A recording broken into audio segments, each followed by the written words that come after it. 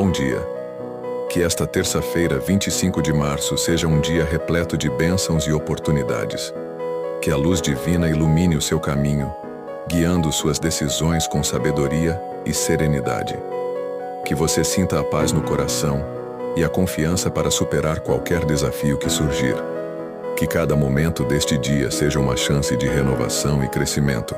Que o amor e a gratidão te envolvam, trazendo equilíbrio e harmonia para a sua vida.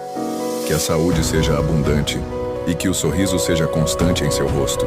Que você tenha forças para lutar pelos seus sonhos e a paciência para esperar pelos frutos que a vida lhe oferecerá. Que a felicidade e o sucesso estejam ao seu lado e que você nunca perca a esperança em dias melhores.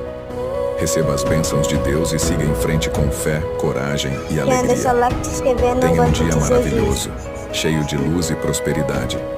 Amém. Deixa o like, se inscrever, gosto de Jesus.